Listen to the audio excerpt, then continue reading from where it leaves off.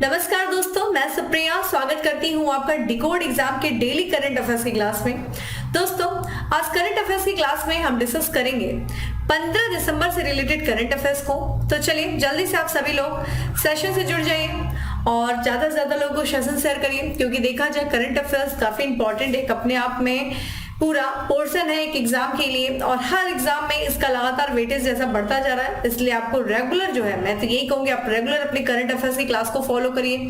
और जैसा मैं करंट अफेयर्स की क्लास में जो मैं 10 एमसीक्यू, देखिए टॉप जो है 10 एमसीक्यू, और साथ ही साथ देखा जाए facts of the day, 5 facts of the day में कवर करती हूँ। तो अप्रॉक्स जो है 15 to 16 करंट अफेयर्स हम डेली डिस्कस करते हैं, और ये आपके लिए पर डे जो है इतना सफिशिएंट है। अगर आप डेली इतना देख रहे हैं और क्लास के दौरान जो कि मैं क्रॉस क्वेश्चंस भी बहुत सारे करती हूँ उसी क्वेश्चन से रिलेटेड, और उसको आप आंसर कर रहे हैं, तो देखिए आपका कहीं से भी कोई चीज मुझे नहीं लगता एग्जाम में छूटेगा।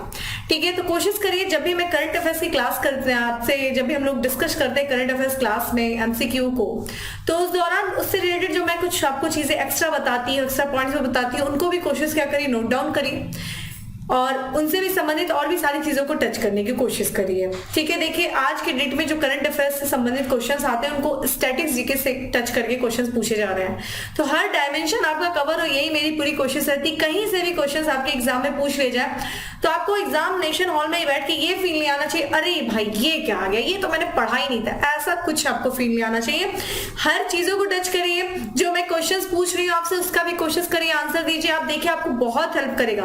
क्रॉस क्वेश्चंस को भी नोट डाउन करिए, जो मैं क्लास में आपसे पूछती हूँ उनको भी नोट डाउन करिए। अपने एक कहते हैं ना एक शॉर्ट कॉपी बनाइए, जाके एग्जाम के समय उसी को रिवीजन करिए। तो पूरी कोशिश करिए इस तरीके से, जब इस वे में, इस तरीके से जब आप तैयारी करेंगे तो आपकी कोई भी चीजें छूटेंगी नहीं। और जैसा कि एग्जाम आज के डेट में ऐसा हलवा नहीं हो गया कि कोई भी जाएगा ऊपरी ऊपरी पढ़ के, नहीं। एग्जाम के क्वेश्चन जो क्वालिफाइंग क्वेश्चन है, देखिए नॉर्मल क्वेश्चन तो हर कोई कर लेता है, लेकिन क्वालिफाई करने के लिए कुछ क्वेश्चंस इंपॉर्टेंट होते हैं जिनको भाई वही बच्चे करते हैं जो एक्चुअल में क्वालिफाई करते हैं। तो उसके लिए आपको थोड़ा सा इन डेप्थ जाना होगा, तो स्मार्टली वर्क करना होगा, स्मार्ट प्रिपरेशन करिए। हार्ड वर्क के साथ साथ स्मार्ट वर्क आपका होना चाहिए।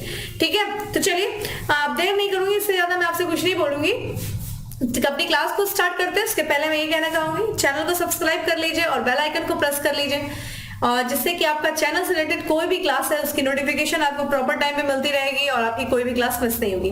चलिए आते हैं अपनी क्लास में और अपने सबसे पहले प्रश्न की तरफ बढ़ते हैं कि निम्नलिखित में से कहां इंटरनेशनल माउंटेन फेस्टिवल के 20वें संस्करण का आयोजन किया गया। तो ये देखिए इंटरनेशनल अंतरराष्ट्रीय माउंटेन फिल्म फेस्टिवल का 20वां संस्करण आयोजित किया गया है। ऑप्शन आपके सामने है, वीडियो को पॉज करिए, कमेंट बॉक्स में आंसर करिए दोस्तों, और इसका जो करेक्ट आंसर है वो है बी।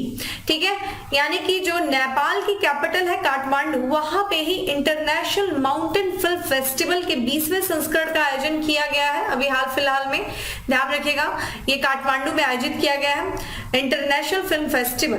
ठीक है, काठमांडू इंटरनेशनल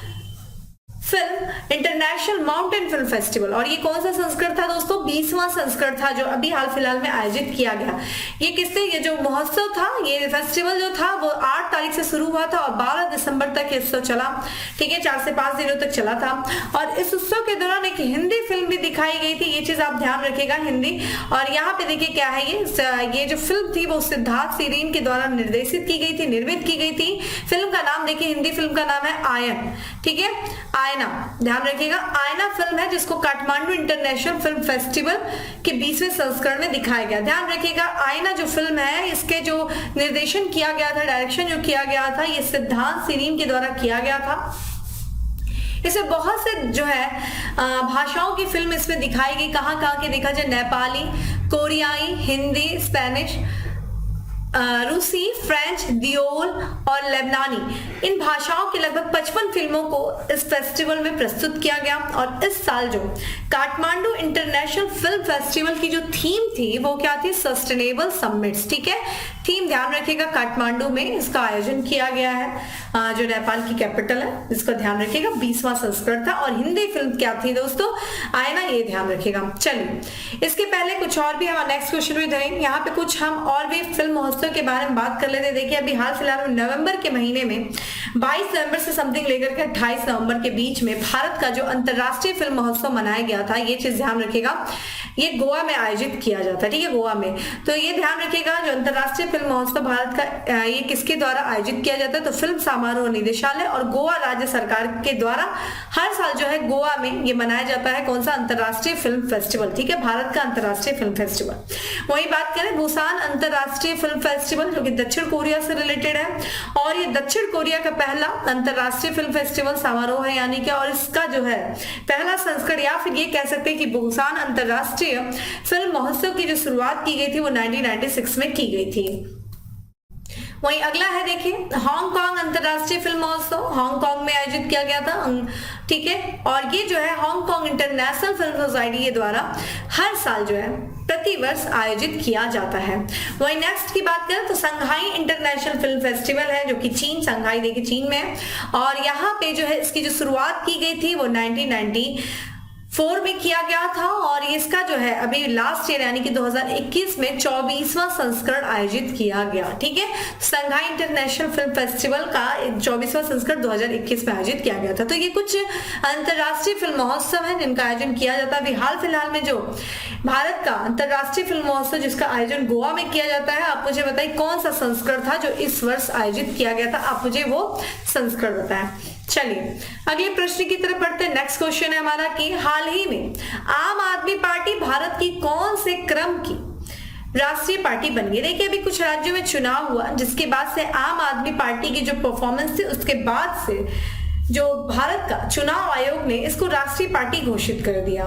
और राष्ट्रीय पार्टी किस क्रम की ये बनी है, 7वीं, 8वीं, 9वीं या फिर 10वीं।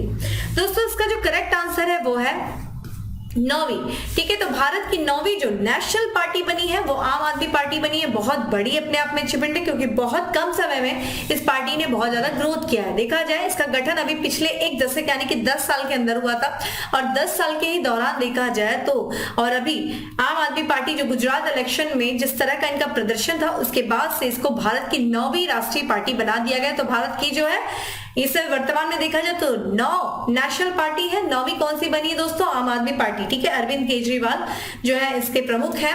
वही बात करें इसमें जो है भारत का जो चुनाव आयोग है वो कौन ये डिसाइड करता है कि कौन सी पार्टी नेशनल पार्टी, कौन सी पार्टी स्टेट पार्टी है।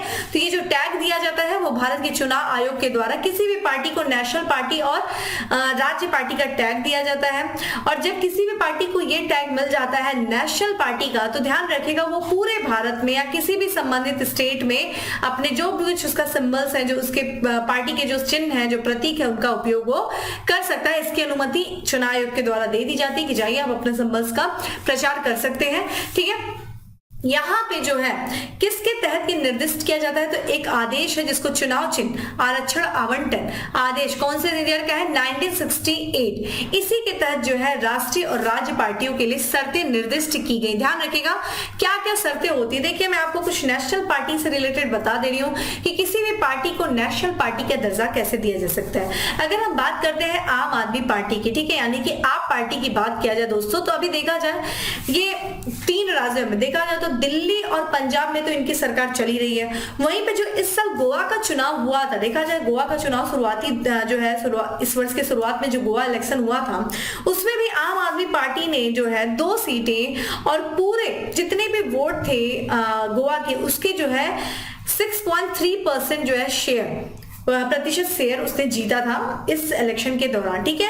तो एक तरीके से ये गोवा में भी राज्य पार्टी हुई। उसी के साथ साथ अभी जो यहाँ पे गुजरात का चुनाव हुआ है, गुजरात इलेक्शन जो भी हाल फिलहाल में हुआ है, तो उसमें देखा जाए इससे जितने भी वोट मिले हैं, ठीक है, उस पूरे वोट का 12.9% के साथ साथ ये पूरे राज्य में 5 सीटें जीती है, ठीक है। तो इससे क्या हो गया, इसी के तहत इसको क्या किया गया है, गोवा पे जो जिस तरह की माफ करेगा गुजरात पे जो परफॉर्मेंस रही है उसी के तहत इनको नेशनल पार्टी दी गई है, दर्जा दिया गया है। अब नेशनल पार्टी के लिए क्या क्या शर्तें होती है भाई, देखिए यहाँ पे निर्दिष्ट किया गया शर्तें। सबसे पहली बात तो ये है कि किसी भी पार्टी को 4 राज्य यानी कि 4 स्टेट या फिर उससे अधिक राज्यों में वो राज्य पार्टी का दर्जा मिला हो, ठीक है। राज्य पार्टी, स्टेट पार्टी, तो अगर हम आम आदमी पार्टी की बात करें तो ये पंजाब और दिल्ली में तो अपनी सरकार बनाई हुई है, और वहां पे गोवा में भी इन्होंने राज्य पार्टी का दर्जा, फिर गुजरात में इनको राज्य पार्टी का, तो 4 स्टेट में इन्होंने राज्य पार्टी का दर्जा ले लिया। इसके साथ ही ये नेशनल पार्टी हो गए।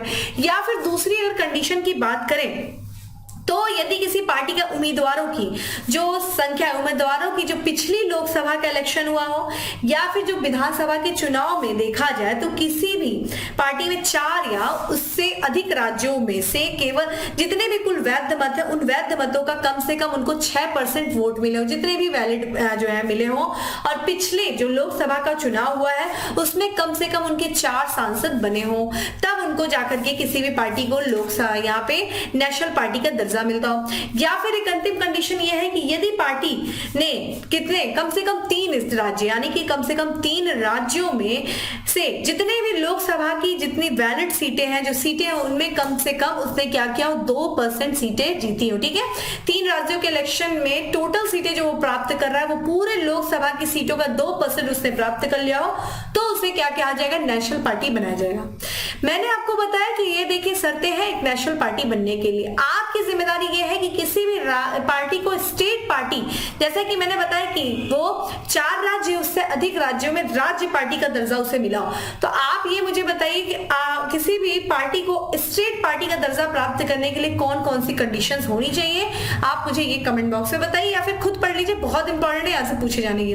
चूंकि हमने बात किया कि चुनाव आयोग ने आम आदमी पार्टी को देश की 9वीं राष्ट्रीय पार्टी घोषित किया है, तो अन्य जो 8 पार्टियां वो उससे संबंधित आपके क्वेश्चन एग्जाम में पूछे जा सकते हैं। ऐसे लिया जा सकता है कि निम्नलिखित में से कौन सी पार्टी राष्ट्रीय पार्टी नहीं है, तो ये आपको 9 पार्टी के नाम पता होने चाहिए। देखिए कौन कौन से अन्य पार्टी, कांग्रेस आपको पता ही है, बसपा, भारतीय कम्युनिस्ट पार्टी, वही बात करें तो मार्क्सवादी पार्टी, ठीक है, राष्ट्रवादी कांग्रेस पार्टी, तृणमूल कांग्रेस, भाजपा और नेशनल पीपुल्स पार्टी, ये अन्य पार्टी हैं जिनको राष्ट्रीय पार्टी का दर्जा मिला हुआ है। ठीक है, बहुत इंपॉर्टेंट है। और ये चुनाव चिन्ह आदेश 1968 ध्यान रखिएगा, इसी के तहत जो शर्तें निर्दिष्ट की गई हैं किसी भी पार्टी को नेशनल पार्टी और स्टेट पार्टी होने के लिए। ठीक है, तो आम आदमी पार्टी देश की 9वीं राष्ट्रीय पार्टी बन गई है। आते हैं अगले प्रश्न पे, और हमारा नेक्स्ट क्वेश्चन है कि भारत अंतरराष्ट्रीय विज्ञान महोत्सव, ठीक है, 2022 का कहाँ आयोजन किया जाए या फिर यहाँ पे कहाँ आयोजित किया जाएगा। ठीक है, तो भारत अंतरराष्ट्रीय विज्ञान महोत्सव 2022 का आयोजन कहाँ किया जाएगा, मुंबई में, गांधीनगर में, बेंगलुरु में या फिर भोपाल में। दोस्तों इसका जो करेक्ट आंसर है ध्यान रखिएगा वो है भोपाल। ठीक है, तो मध्य प्रदेश का जो शहर है भोपाल, ठीक है, कैपिटल, मध्य प्रदेश का जो कैपिटल है भोपाल में, वहां पे भारत अंतरराष्ट्रीय विज्ञान महोत्सव का आयोजन किया जाएगा। आइए इसके बारे में देख लेते हैं। तो यहाँ पे भारत अंतरराष्ट्रीय विज्ञान महोत्सव यानी कि इंडिया इंटरनेशनल साइंस फेस्टिवल का जो 2022 का आयोजन वो अगले साल यानी कि 2023 में आयोजित किया जाएगा। कहाँ पे, मध्य प्रदेश की राजधानी भोपाल में आयोजित किया जाएगा। इस महोत्सव की बात करें तो यह महोत्सव जो है भारत सरकार के विज्ञान और प्रौद्योगिकी मंत्रालय के अंतर्गत विज्ञान भारतीय के साथ भारतीय विज्ञान मंत्रालय के सहयोग से आयोजित किया जाएगा। ध्यान रखिएगा, विज्ञान भारती और साथ ही साथ पृथ्वी विज्ञान मंत्रालय के सहयोग से इसका आयोजन किया जाएगा। वही बात करें विज्ञान भारती किसके अंतर्गत आती है, किस मंत्रालय के, तो विज्ञान और प्रौद्योगिकी मंत्रालय के अंतर्गत ये आती है, और इन्हीं के सहयोग से इंडिया इंटरनेशनल साइंस फेस्टिवल का आयोजन किया जाएगा। ठीक है, इसकी जो शुरुआत की गई थी दोस्तों वो की गई थी 2015 में किया गया था, और 2022 का ये 8वां संस्करण होगा। इसमें देखा जाए ये जो महोत्सव है इसका जो आयोजन है इसमें देखिए कौन कौन सी चीजें हैं, इसको क्यों आयोजित किया जाता है। तो बेसिकली इस पे देखा जाए जितना भी भारत है और जो भी विदेशी यानी कि जो फॉरेन के जो दूसरे देश के जो स्टूडेंट्स हैं यानी कि जो छात्र हैं, जो नव प्रवर्तक हैं, जो शिल्पकार है, जो किसान है, जो वैज्ञानिक हैं, जो प्रौद्योगिकविद हैं, उनके साथ जो है भारत की जो वैज्ञानिक और जो तकनीकी प्रगति हुई है उन सभी उपलब्धियों का उल्लास मनाने के लिए इसका आयोजन किया जाता है। तो भारत जितना भी साइंस के क्षेत्र में, जो टेक्नोलॉजी के क्षेत्र में भारत ने जितना प्रोग्रेस किया है उन सभी प्रोग्रेस यानी कि उन सभी चीजों की उपलब्धियों का उल्लास मनाया जाता है इन सभी इस महोत्सव के दौरान जो दूसरे देशों के लोगों के साथ मिलकर के। तो बेसिकली आप ध्यान रखिएगा कि यहाँ पे कहाँ आयोजित किया जा रहा है, संस्करण 8वां संस्करण है, 2023 में जनवरी में आयोजित किया जाएगा इंडिया इंटरनेशनल साइंस फेस्टिवल। ठीक है, आइए अगले प्रश्न की तरफ बढ़ते हैं। नेक्स्ट क्वेश्चन है हमारा कि निम्नलिखित में से किस देश में अंडर 18 एशिया रग्बी 7 चैंपियनशिप का आयोजन हुआ है। ठीक है, तो यहाँ पे रग्बी जो है 7 चैंपियनशिप का जो आयोजन किया गया है दोस्तों वो किया गया है नेपाल में किया गया है। देखिए नेपाल हम दोबारा पढ़ रहे हैं। ठीक है, आइए इसके बारे में देख लेते हैं। तो यहाँ पे 10 से लेकर के 11 अक्टूबर, माफ करिएगा, दिसंबर के बीच में नेपाल की जो कैपिटल है काठमांडू में, वहां पे अंडर 18 एशिया रग्बी 7 चैंपियनशिप का आयोजन किया गया। रग्बी गेम होता है और इस टूर्नामेंट में जो अंडर 18 जो लड़कियों की टीम थी उसने उन्होंने रजत पदक जीता है, यानी कि सिल्वर मेडल जीता है। ठीक है, ध्यान रखिएगा। वहीं पे जो लड़कों की टीम थी अंडर 18 की रग्बी में, इस टूर्नामेंट में देखा जाए तो इस स्पर्धा, इस पूरे टूर्नामेंट में उनका स्थान चौथा था। मलेशिया की टीम की बात करें तो मलेशिया ने इसमें 26-1 के स्कोर्स के साथ कांस्य पदक यानी कि ब्रॉन्ज मेडल जीता है। ठीक है, सिल्वर मेडल दोस्तों किसने जीता है? लड़कियों की टीम ने अंडर 18। ठीक है, तो ध्यान रखिएगा। सबसे बेसिक चीज देखा जाए तो यहाँ पे जो नेपाल की कैपिटल काठमांडू में अंडर 18 एशिया रग्बी 7 चैंपियनशिप का आयोजन किया गया। Most important. आइए अगले प्रश्न की तरफ बढ़ते हैं। नेक्स्ट क्वेश्चन हमारा की निम्नलिखित में से कौन सा राज्य बद्री गाय के आनुवांशिक संवर्धन का योजना बना रहा? माफ करिएगा, ये जो बद्री गाय है इसके आनुवांशिक संवर्धन का योजना बनाई जा रही है किस राज्य सरकार के द्वारा? उत्तर प्रदेश, उत्तराखंड, मध्य प्रदेश या फिर पंजाब? दोस्तों इसका जो करेक्ट आंसर है वो है बी, उत्तराखंड में। जो उत्तराखंड की सरकार है वहां पे देखिए बद्री गाय जो कि वहां की देशी नस्ल की गाय है उसके आनुवांशिक संवर्धन की योजना बनाई जा रही है। आइए देखते हैं। तो यहाँ पे जो उत्तराखंड की सरकार है वो क्या कर रही है कि आनुवांशिक विकास की योजना बना रही है किसके? तो यहाँ पे जो उनकी देसी बद्री गाय है उसकी उत्पादकता को बढ़ाने के लिए। ठीक है, इस देखिए जो एक हिमालय की औषधि, वहां पे जो हिमालय की औषधि पाई जाती है, जड़ी बूटी पाई जाती है, उन्हीं को ये गाय खाती है सिर्फ, और कुछ नहीं। उन्हीं जड़ी बूटियों को खाने वाली ये देसी नस्ल की यानी कि देसी बद्री गाय है, जिसकी उत्पादकता को बढ़ाने के लिए वहां की जो सरकार है यानी कि उत्तराखंड की जो सरकार है वो क्या योजना बना रही है? उसका आनुवांशिक विकास, उसका आनुवांशिक संवर्धन करना। ठीक है, यानी कि एक तरीके से देखा जाए उसके जीन में ऐसा बदलाव करके कि उसका उत्पादन बढ़ सके। यहाँ पे जो राज्य का पशुपालन विभाग है, पशुपालन विभाग ने देखा जाए इस छोटे बद्री मवेशी के स्टॉक को सुधारने के लिए तकनीकी का उपयोग का प्रस्ताव रखा है। इस तकनीक के देखिए नाम क्या है? सेक्स सॉर्टेड सीमेन तकनीकी। ध्यान रखिएगा, सेक्स सॉर्टेड सीमेन तकनीकी क्या है? अगर आपको दोस्तों पता होगा, देखिए क्रोमोसोम क्या होता है? एक XX क्रोमोसोम होता है, एक XY क्रोमोसोम होता है। ठीक है, तो जो XY क्रोमोसोम होता है ये क्या होता है? ये किसी भी मतलब सेक्स डिटर्मिनेशन क्रोमोसोम होता है। ये हमारे मेल होगा कि फीमेल होगा इसको डिटरमाइन यही क्रोमोसोम करता है।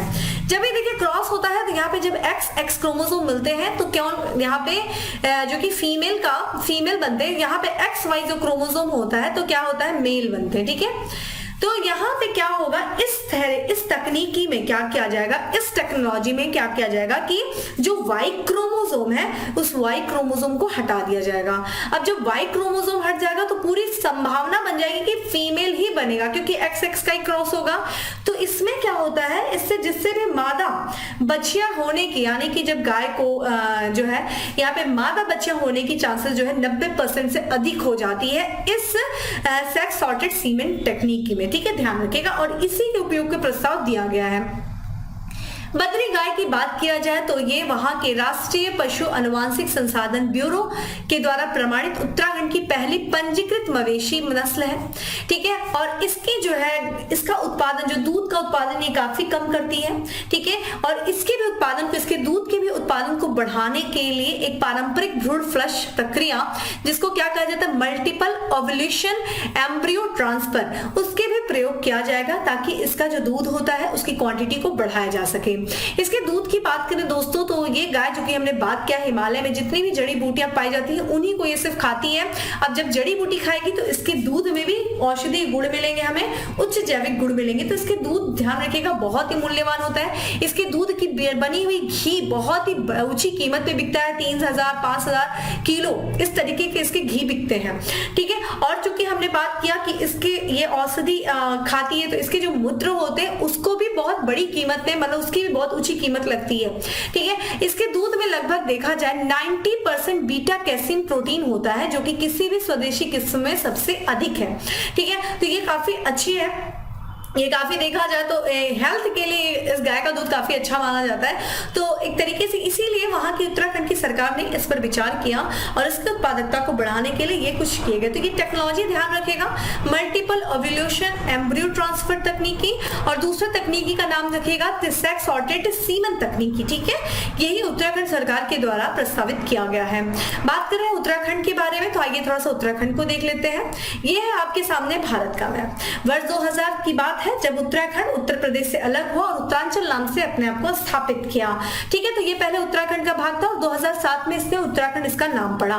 ठीक है, यहाँ पे बात करते हैं उत्तराखंड की सीमा की। अगर देखा जाए तो ये आपको उत्तराखंड दिख रहा है जिसकी 2 अंतरराष्ट्रीय सीमा है, जिससे चाइना से और साथ ही साथ नेपाल से अपनी सीमा को साझा करता है। वही राज्यों की बात करें दोस्तों तो हिमाचल प्रदेश, हरियाणा और साथ ही साथ देखा जाए तो आपको उत्तर प्रदेश से इसकी सीमा लगती है। हिमाचल, यहाँ पे उत्तराखंड की भी 2 राजधानी। अगर आप शीत ऋतु में जाएंगे यानी कि इस समय जब आप ठंडियों में घूमने जाएंगे उत्तराखंड तो आपको वहां की राजधानी देहरादून मिलेगी, और जब ग्रीष्म ऋतु यानी कि जब गर्मियों के मौसम में जाएंगे तो गैरसैंण जो है वहां की राजधानी होगी। वहां के राज्यपाल यानी कि गवर्नर की बात किया जाए दोस्तों तो वहां की गवर्नर इस समय गुरमीत सिंह है और वहां के जो मुख्यमंत्री है वो है पुष्कर सिंह धामी। संसदीय क्षेत्र की दोस्तों बात करें तो लोकसभा में इसकी 5 सीटें हैं और राज्यसभा में इसकी 3 सीटें हैं। उत्तराखंड से रिलेटेड कुछ और भी न्यूज हम देख लेते हैं जो अभी हाल फिलहाल में चर्चा में थी, जिसमें सबसे पहले हम बात करेंगे जो इंडियन नेशनल कार्टोग्राफिक एसोसिएशन की जो 42वीं अंतरराष्ट्रीय कांग्रेस का आयोजन किया गया था वो उत्तराखंड की कैपिटल देहरादून में किया गया। मोस्ट इंपॉर्टेंट, अभी देखिए वहां की सरकार के द्वारा लखपति दीदी मेले का आयोजन किया गया था। ठीक है, उत्तराखंड में ही किया गया था लखपति दीदी मेले का आयोजन। वही बात करें हाल ही में अभी प्रधानमंत्री नरेंद्र मोदी जी उत्तराखंड के दौरे पे गए थे और उन्होंने 3400 करोड़ रुपए से अधिक की लागत की कई विकास परियोजनाओं की आधारशिला रखी, जिसमें कहां पे, उत्तराखंड में। ठीक है, और देश में अगर बात करें नई शिक्षा नीति को लागू करने वाला जो पहला राज्य बना है वो भी उत्तराखंड है। चलिए आप मुझे बताइए कि किस समिति की सिफारिश के आधार पे जो है नई शिक्षा नीति 2020 आई है। ठीक है, आप मुझे समिति का जो है अध्यक्ष उनका नाम बताइए।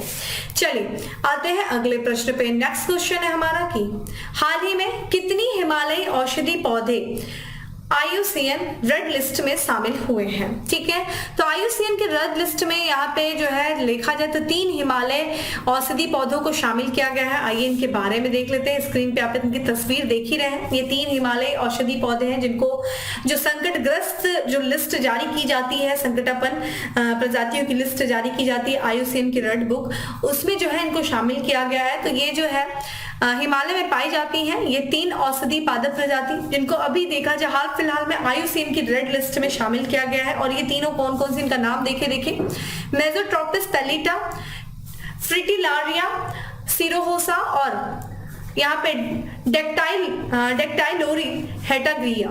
नाम तो इतना ऐसा जानते, साइंटिफिक नेम है थोड़ा सा। अगर हम बात करें इसके बारे में जो ये तीनों प्रजातियां हैं इनको कौन कौन से कैटेगरी में रखा गया है तो यहाँ पे मेसोट्रोपिक पेलिटा की बात करें तो इसको गंभीर रूप से, ठीक है, गंभीर रूप से लुप्तप्राय श्रेणी में रखा गया है। वहीं पे फ्रिटिलोरिया की बात करें तो इसको संवेदनशील श्रेणी में रखा गया।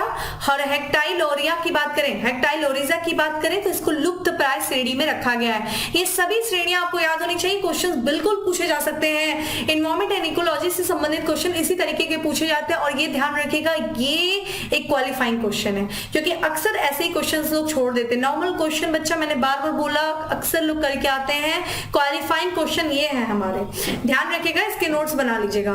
ये जो प्रजाति है, ये जो औषधि पौधे हैं, ये कहाँ कहाँ पाई जाती है, चूंकि मैंने बात किया हिमालय क्षेत्र में पाई जाती है तो हिमालय देखिए कहाँ होगा, यहाँ पे नेपाल, भारत, चीन, सिक्किम, अफगानिस्तान और पाकिस्तान, ये पूरे हिमालय क्षेत्र में पाई जाती हैं।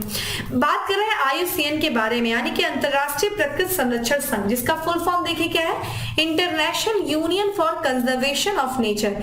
इसकी बात करें तो ये पूरे विश्व स्तर पे विभिन्न जो प्रजाति पाई जाती हैं, जो प्राकृतिक संसाधन होते हैं, जीव जंतु जो होते हैं, जो पेड़ पौधे होते हैं, उनके संरक्षण की जो है स्थिति की निगरानी करने वाली एक सर्वोच्च संगठन है। ये दुनिया की जितनी भी प्राकृतिक स्थिति है, ठीक है, उनको क्या करती है, संरक्षित रखने के लिए कार्य करती है। और यहाँ पे वैश्विक प्राधिकरण है। इसकी जो स्थापना हुई थी दोस्तों 1948 में हुई थी और इसका जो मुख्यालय है वो स्विट्जरलैंड में स्थित है। ये चीज ध्यान रखिएगा।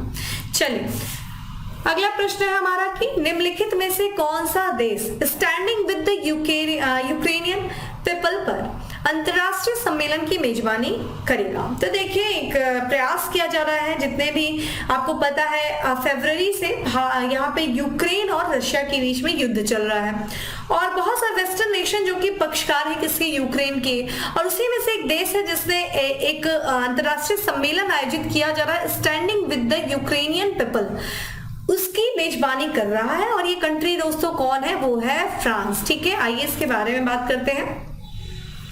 तो फ्रांस जो कि अभी यहाँ पे वो हुआ है, एक सम्मेलन किया गया है standing with the Ukrainian people सम्मेलन, अंतरराष्ट्रीय सम्मेलन था, उसकी मेजबानी फ्रांस ने किया है।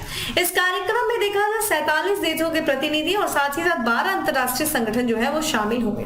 ठीक है, इसके बारे में बात किया जाए तो ये जैसा कि युद्ध हुआ है और यहाँ पे जो यूक्रेन में जो नागरिक लचीनापन है उसके लिए अंतरराष्ट्रीय समर्थन, मतलब लोगों को एक तरीके से जो वहाँ के लोग हैं उनको अंतरराष्ट्रीय स्तर पर समर्थन मिले और साथ ही साथ जो लोगों के जो कुछ भी मानवीय जरूरतें हैं वहां पे, जो कि युद्धग्रस्त क्षेत्र है, वहां पे बहुत सारी हमें बेसिक आवश्यकता होंगी, तो उन बेसिक आवश्यकता, उन मानवीय जरूरतों को पूरा करने के उद्देश्य से लोग उनका साथ दें, लोग उनके साथ आके खड़े हों। ठीक है, इसी उद्देश्य से इसका आयोजन किया गया है standing with the Ukrainian people. ठीक है, तो यहाँ पे फ्रांस जो है इसने इस अंतरराष्ट्रीय सम्मेलन की मेजबानी की है। ठीक है, ध्यान रखिएगा।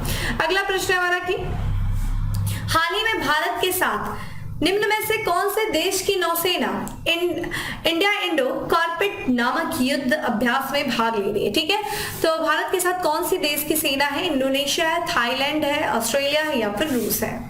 तो यहाँ पे दोस्तों जो करेक्ट आंसर है वो है इंडोनेशिया। ठीक है, इंडोनेशिया, इंडिया और इंडो, ठीक है, कॉर्पेट नामक युद्धाभ्यास में भारत और इंडोनेशिया भाग ले रहा है। आइए इसके बारे में बात करें तो ये भारतीय नौसेना और साथ ही साथ जो इंडोनेशिया की नौसेना है उनके बीच में भारत इंडोनेशिया समन्वित गश्त, ठीक है, जिसको हम जो कि इंडो और इंडो कॉर्पेट का ये 29वां संस्करण का आयोजन किया जा रहा है। देखिए 8 तारीख से शुरू हुआ है, ये 19 दिसंबर तक चलेगा।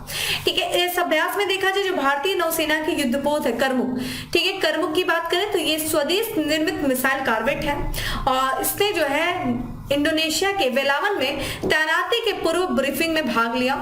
ठीक है, और इस गश्ती अभ्यास जिसका नाम है इंडिया इंडोनेशिया कोऑर्डिनेटेड पेट्रोल, ठीक है, कॉर्पेट, इसकी जो है 15 और 16 दिसंबर की बात करें, यानी कि आज और कल की बात करें तो ये अंतरराष्ट्रीय समुद्री सीमा रेखा के साथ आयोजित किया जाएगा और जो इसका संपन्न होगा, यानी कि जब इसकी एंडिंग होगी वो पोर्ट ब्लेयर अंडमान निकोबार में संपन्न होगा। ठीक है, इसकी बात करें तो ये साल में 2 बार आयोजित किया जाता है। भारत और इंडोनेशिया के बीच में जो कॉर्पेट का अभ्यास है ये साल में 2 बार आयोजित किया जाता है और इसकी जो शुरुआत हुई थी वर्ष 2009 में हुई थी।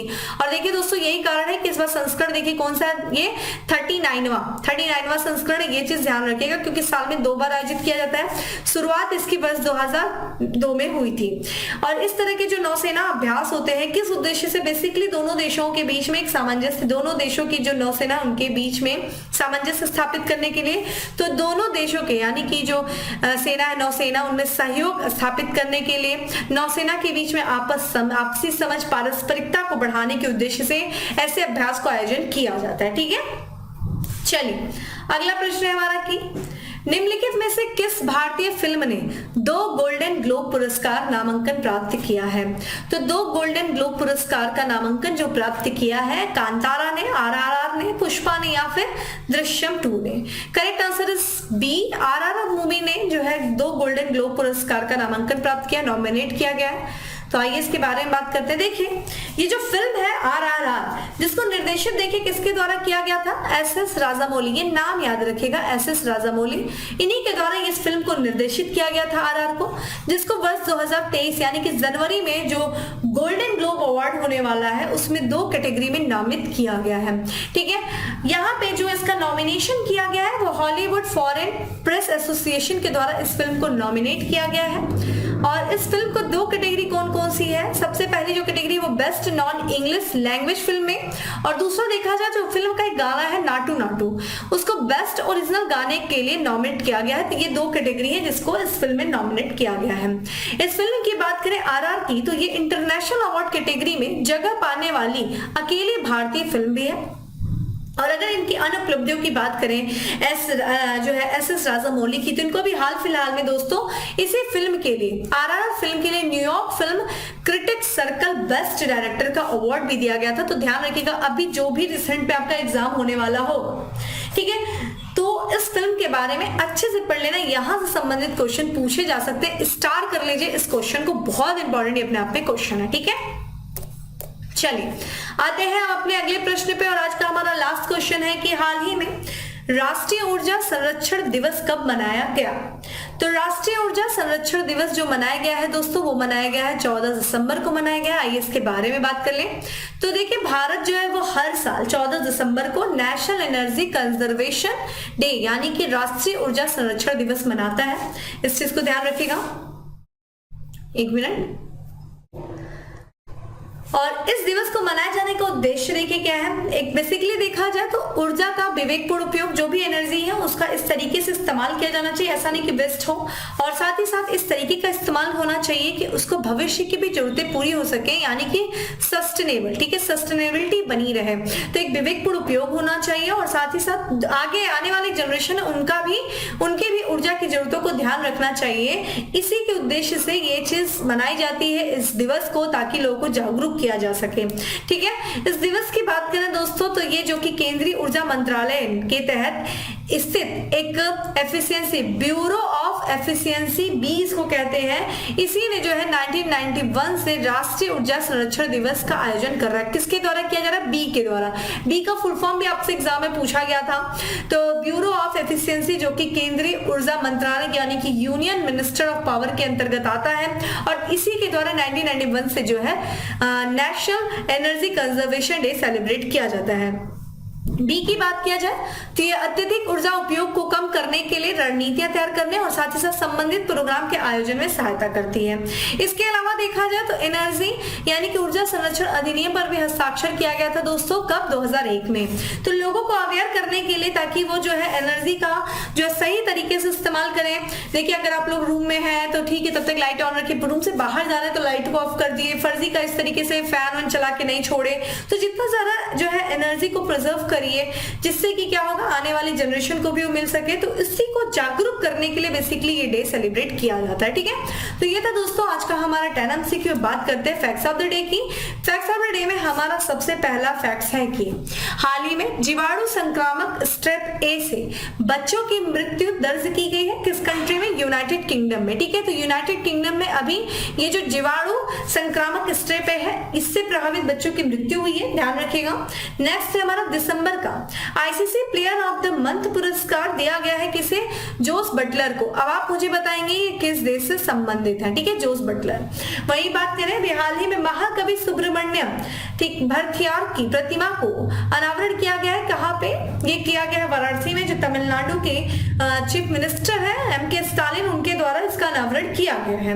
वही बात करें 25वां Sri Chandrashekhar Saraswati national eminence award से सम्मानित किसे किया गया है? जो पूर्व राष्ट्रपति थे एम वेंकैया नायडू को किया गया है। बहुत इंपॉर्टेंट है, ठीक है। ये 25वां Shri Chandrashekhar Saraswati national eminence award था। वही आज का लास्ट हमारा फैक्ट्स ऑफ द डे है कि 65वां नेशनल शूटिंग चैंपियनशिप 2022 में विमेन एयर पिस्टल में गोल्ड मेडल जीता किसने? दिव्या टीएस ने जीता, ठीक है। तो ये था दोस्तों आज का हमारा करंट अफेयर्स के दौरान हम लोगों ने बहुत सारी चीजें डिस्कस किया, और क्वेश्चन आंसर के दौरान मैंने आपसे बहुत सारी चीजें भी पूछी, ठीक है। तो आप लोग से मैं उम्मीद करूंगी इसका आप लोग आंसर करेंगे। बाकी लोग भी आंसर करिए, आप लोग प्लीज आंसर करेंगे। बहुत मैं बार बार बोलती हूँ ना, ये चीज आप ही को अच्छी लगेगी। और देखिए विकल्प पढ़ाई का कुछ नहीं, पढ़ाई का विकल्प से पढ़ाई, इसलिए अच्छे से आप लोग पढ़ाई करिए। एग्जाम की डेट भी आप लोग की जहाँ तक उम्मीद है जल्दी आपका एग्जाम भी होगा, तो आप लोग लग जाइए। बहुत कम समय, जो लोग पीसीएस की तैयारी कर रहे हैं उनके लिए भी अब बहुत दिन गिनने वाले दिन आ चुके हैं। तो चलिए आप लोग जल्दी से प्रिपरेशन में अच्छे से लग जाइए, और अपनी शॉर्ट नोट्स बनाते रहिए। डेली करंट अफेयर्स की जो पीडीएफ है वो आपको डिकोड एग्जाम के टेलीग्राम ग्रुप पे मिल जाएगी, जिसका लिंक आपको डिस्क्रिप्शन बॉक्स में दिया हुआ है। लिंक को वहां पे जाइए, डाउनलोड करिए पीडीएफ को, और अपने करंट अफेयर्स के नोट्स बनाइए। बाकी इसी तरीके से डेली सेशन को फॉलो करते रहिए, लाइक करिए और शेयर करिए, कमेंट करते रहिए। बाकी फिर मिलेंगे नेक्स्ट सेक्शन में, तब तक के लिए bye. Have a good day, stay safe and stay